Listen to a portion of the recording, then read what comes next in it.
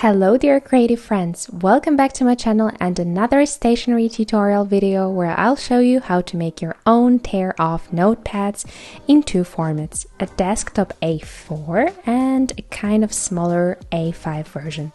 Let's jump right into it. First things first, let's review the supplies necessary for this project. I have created the notepad designs in Photoshop and have provided the files in the description below, so please feel free to use these for your personal projects. We would obviously need the plain paper for this tutorial. I personally had 3 potential Canon paper candidates. The first one is the 80 grams per square meter recycled paper. It is snow white, extra smooth and a bit see-through. This is the paper I finally went with. The second option was the 60 grams per square meter, a plain paper, very similar to the previous one, but a bit too lightweight for the project. The third one was a premium quality 120 grams per square meter paper, has a very nice feel to it, but might be a bit too thick considering our notepads will have 50 tear-off pages. It might turn out very heavy. We will also need 2 cardstock paper sheets in order to give the notepad some support in the form of backing paper. I'm also going to use this thick cardboard when gluing and pressing the notepads together. This is optional and will prevent me from gluing the notepad to my press. Besides, I've prepared some scraps from the test runs and I will use these to make sure the notepad is not glued to my cardboard, but you can simply use the plain paper for this. This is my paper cutter. This is the cheapest one from my local shop. I will use it to cut the A4 page in half and achieve the A5 format. The next thing is the self-made book press by my dad. I use it to press my notepads together when gluing them. You don't have to buy a professional book press for that, but rather make your own from 2 cutting boards, for example. There are some YouTube tutorials on that as well. For this tutorial, I'm using the bookbinding glue in order to glue the notepads together. It's really flexible and transparent after dyeing, so perfect for this project. Let's start with making the A4 format notepads. I'm using the Canon Pixma IP8750 printer with the borderless printing function. If you print using the normal A4 format, it will print with margins and basically leave these white borders on all 4 sides, so we would have to cut it off manually. On the other hand, when using the borderless printing, your printer will zoom in on your file for the border not to be visible. So it will lead to certain areas being cut off, unfortunately, unevenly on all sides. So let me quickly show you my workaround on this. I will go to Photoshop and open the View panel. Then I will choose New Guide Layout, where I can manually set up the margins on all 4 sides. After a couple of attempts, these are the values that work best for me. I've put the values in millimeters, but they were converted to pixels automatically, so you can basically set these up just as I did. As you can see, your canvas has these borders now. So after I've set this up, I will drag my design and reduce its size by holding the Shift key in order to remain within those borders. So I basically intentionally leave these borders empty because the printer will cut these off anyways. Keep in mind that this is only valid when using the borderless printing option. After that, I will print directly from Photoshop. I will go into the print menu and choose the A4 borderless printing. For this project, I will use the normal type of quality and also the photo paper as the media type. After setting everything up, I will perform a test print to make sure that the settings look good.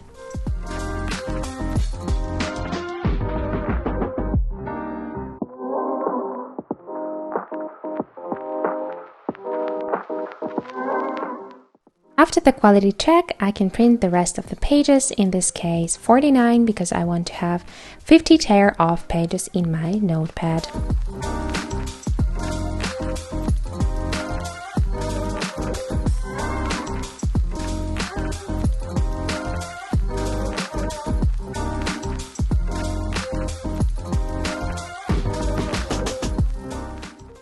When the pages are printed out, it's time to assemble the notepad. I will align the pages so that nothing is sticking out, and after that I will basically put 2 extra pages facing the printed side, like so on top of my notepad. This will basically prevent glue from getting on my final product.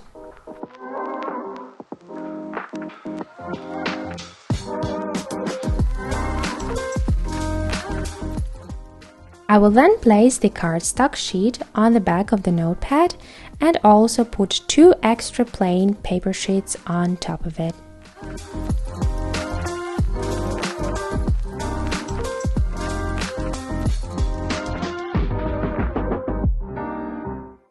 After making sure everything looks good, I'm placing 1 cardboard on top and 1 at the bottom of the pile, also making sure everything's perfectly aligned.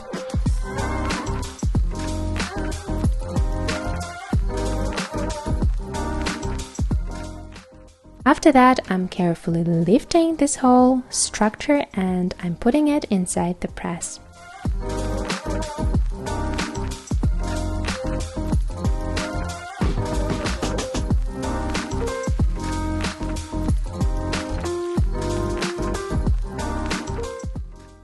As the last step, I will tighten the screws on both sides of the press to make sure everything is nice, tight and cozy inside the press.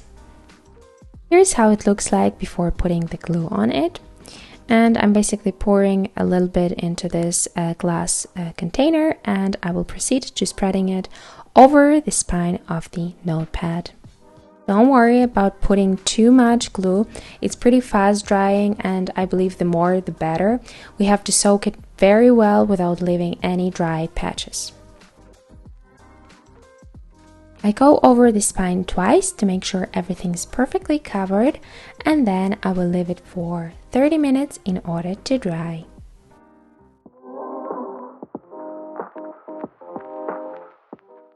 After half an hour, you can check whether everything is dry, and then carefully untighten the screws and remove the notepad from the press.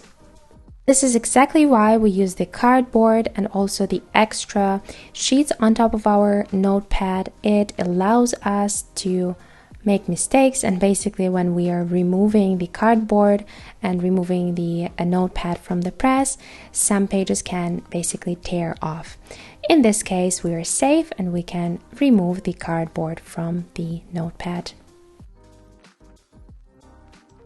After that, I'm also tearing off these 2 extra pages of the front and of the back of our notepad. We don't need them anymore, they served their purpose.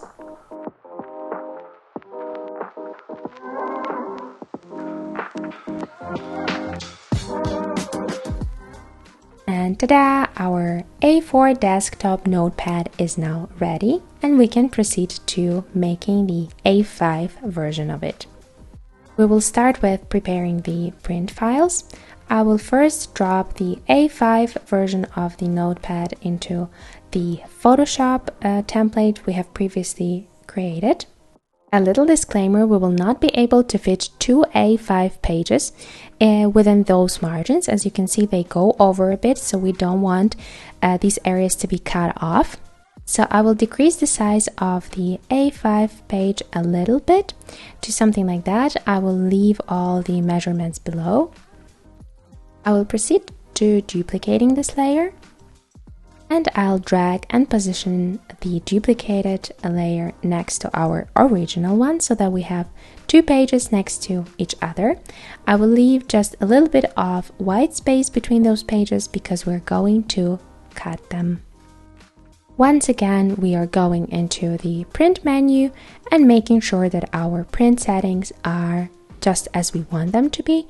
In our case, A4 borderless printing, normal print quality. We can go ahead and print the test page. As you can see, top, left and right looks perfect, and we have this little white border at the bottom, so we're going to cut it off manually, and it's going to be much easier than cutting all 4 sides.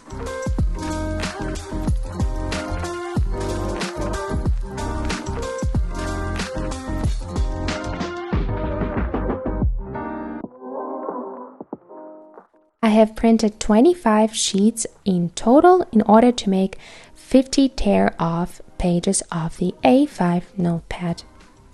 Using my paper cutter, I will first cut off the white border at the bottom, and then I will cut the page in half.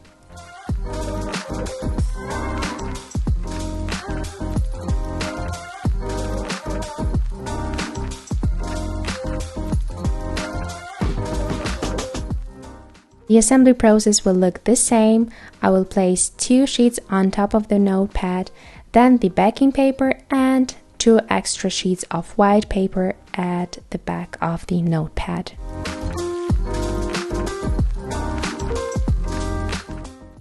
Once again, make sure everything is perfectly aligned. Take as much time as you need. I have obviously cut out so much material out of this video, but I was struggling quite a bit. And finally, I have put it into the press and tightened the screws on both sides. You can be generous with your glue, put as much as you need, put it twice to make sure that your notepad is durable. And then 30 minutes and we are done.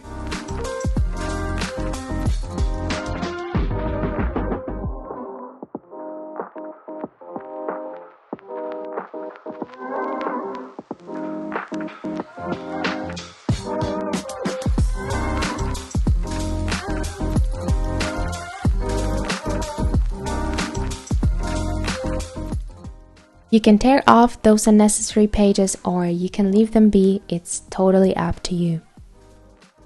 So our A5 version of the notepad is ready. The sides are a little bit fluffy, but that's okay because my paper cutter is not that new anymore. Here is our final product. I'm really happy with the way it turned out, and I will definitely use this notepad on a daily basis. If you like this content and you find it useful, please subscribe to my channel in order to see more stationery tutorials like this one. I hope you have a great day and I'll see you next time. Bye!